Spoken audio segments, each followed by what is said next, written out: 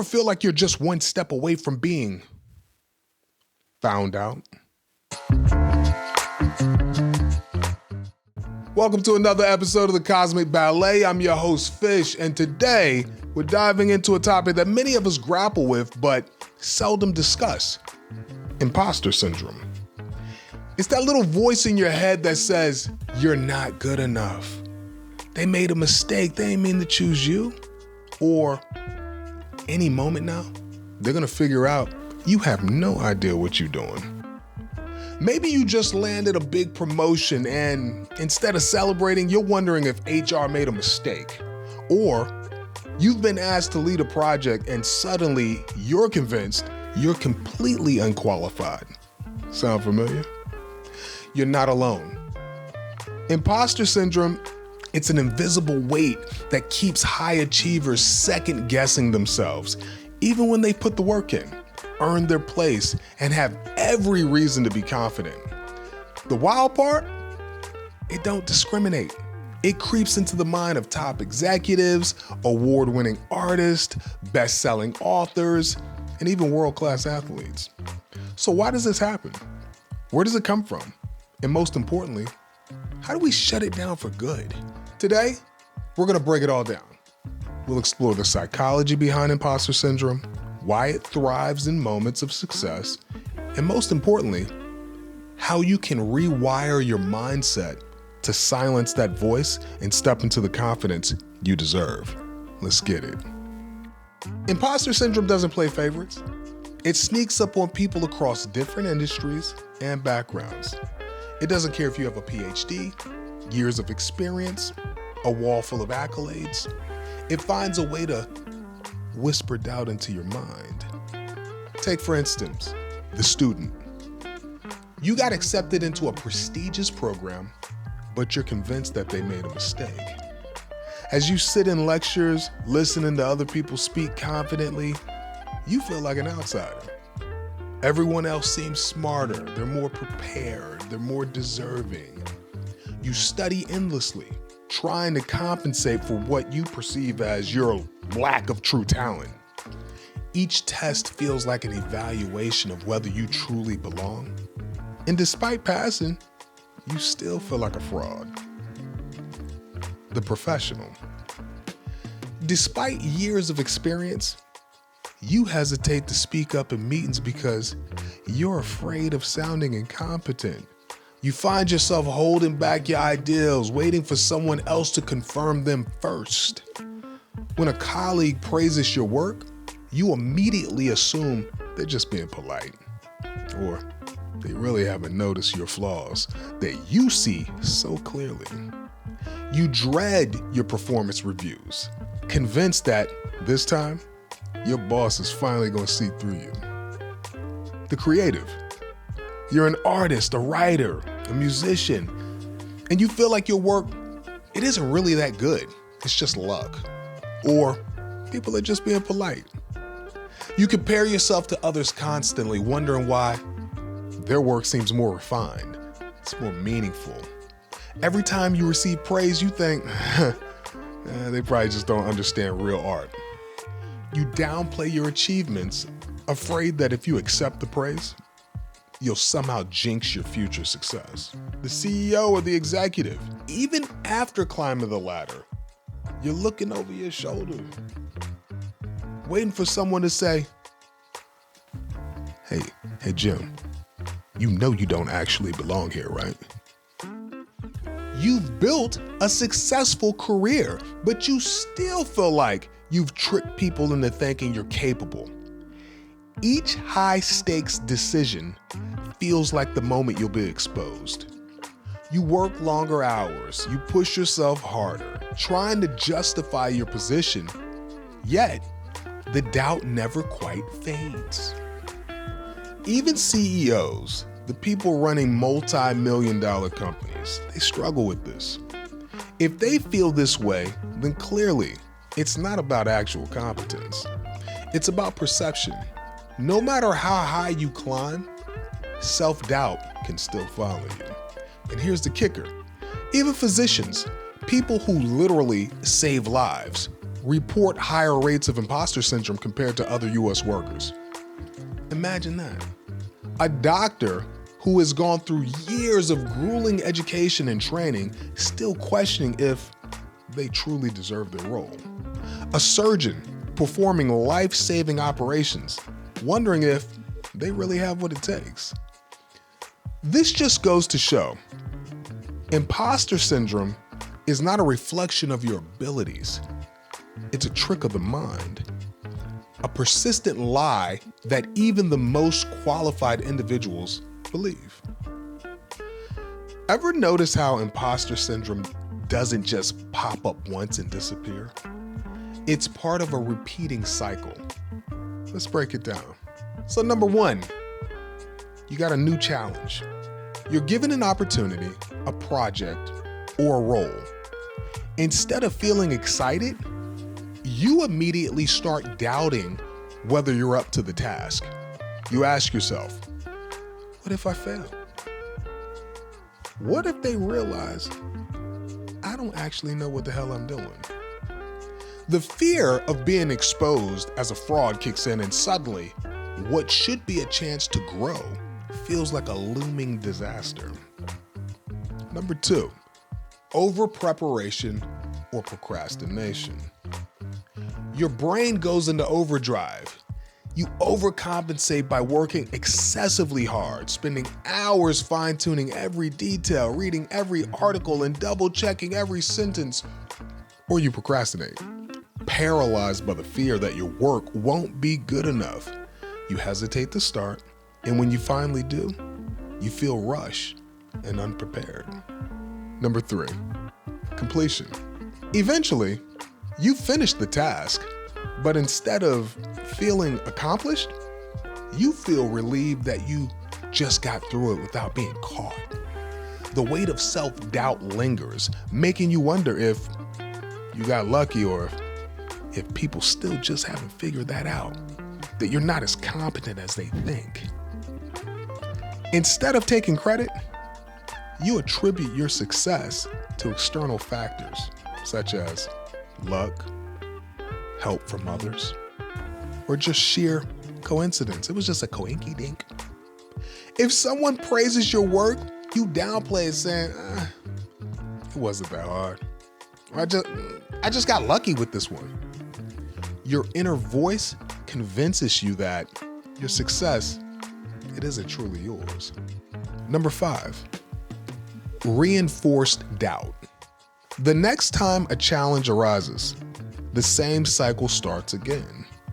Your lack of confidence grows, and despite accumulating successes, you continue feeling like an imposter. Even when you receive positive feedback, it doesn't stick because deep down inside, you don't believe it. The cycle is exhausting, but breaking free from it, it's possible. The first step is recognizing that it exists and understanding how it plays tricks on your mind.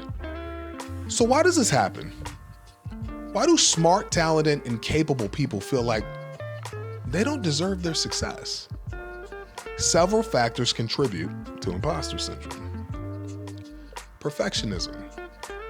If you set impossibly high standards for yourself, even the smallest flaw can make you feel like a failure. Perfectionists believe that unless they execute something flawlessly, it don't count. This mindset makes success feel temporary, while mistakes feel catastrophic. Early family dynamics. The way we were raised plays a huge role in shaping our self-perception. If you grew up in a household where success was overemphasized, or where love and approval were conditional on achievement, you might feel like you're never good enough. On the flip side, if you are constantly praised as the smart one or the talented one, you might fear that any mistake will shatter that image. Stereotype threat. If you belong to a group that's historically underrepresented in a field, whether it's a woman in STEM, a first-generation college student, or minorities in a leadership role, you might feel additional pressure just to prove yourself. This pressure can lead to chronic self-doubt as you worry that any mistake will reinforce negative stereotypes. In the new environments, whether it's starting college, a new job, or a leadership position, stepping into unfamiliar territory can trigger feelings of inadequacy. When you don't see people like you in similar roles, you might start questioning whether you belong. Social media and comparison culture. We're constantly exposed to highlight reels of other people's success, making it easy to feel like we're falling behind. We compare our real-life struggles to other people's curated perfection and assume they have it all figured out while we don't. Understanding these root causes is key. When you see where these feelings stem from, you can start dismantling them one thought at a time. Imposter syndrome isn't just an annoying thought. It has real-life consequences. The mental and emotional toil it takes can affect every aspect of your life, from your career to your personal well-being. So when we look at stress and anxiety, the constant fear of being found out keeps you on edge. Your mind is always racing, second-guessing your abilities and fearing exposure. You might find yourself losing sleep, overanalyzing your work, or even experiencing physical symptoms like headaches and fatigue. Then you got burnout. You're always overworking to compensate for perceived incompetence, which leads to exhaustion. You take on more than you need to, thinking that if you just work hard enough, you'll finally feel like you belong. But instead of gaining confidence, you just end up burning yourself out. Then you got missed opportunities. Fear holds you back from taking risk.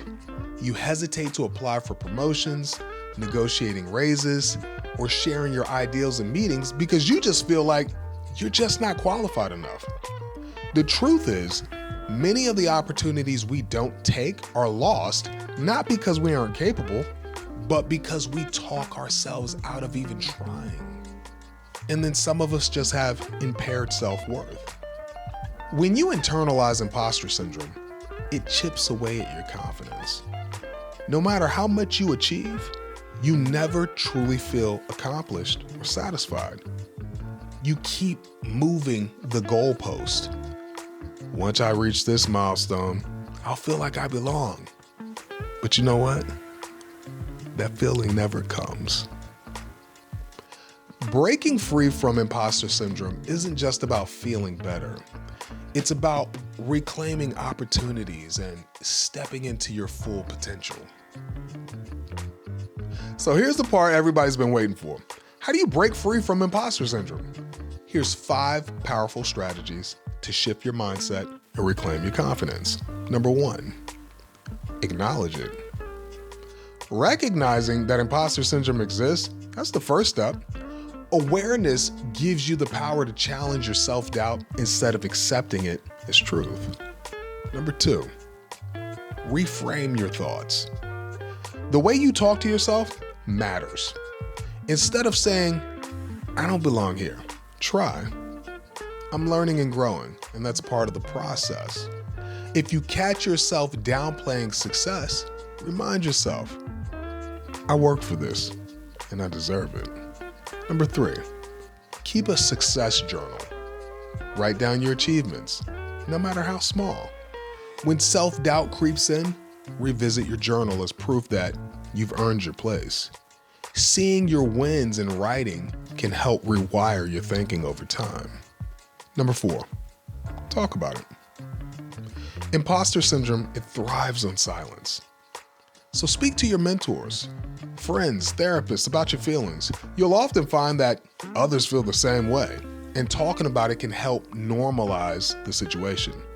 Many successful people, they have imposter moments, but they don't let them define them.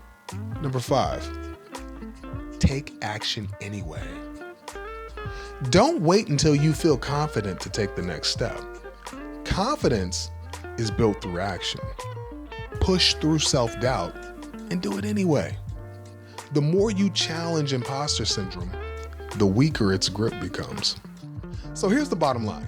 Imposter syndrome is just a liar, a big, fat liar. It thrives on silence, self-doubt, and isolation. But the good news?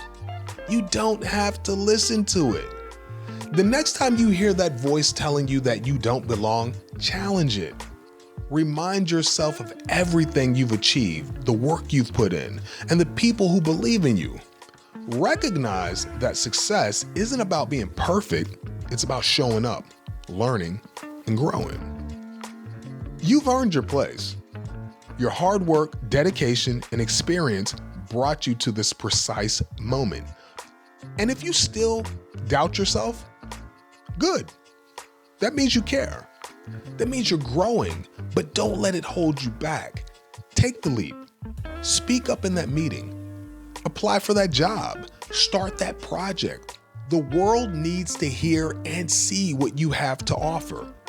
If this episode resonated with you, don't keep it to yourself. Share it with a friend, a colleague, or anyone who might need to hear this message. And I want you to remember this. You belong here. You are enough, and you deserve every success that comes your way. Until next time, stay grounded, stay confident, and most importantly, stay you.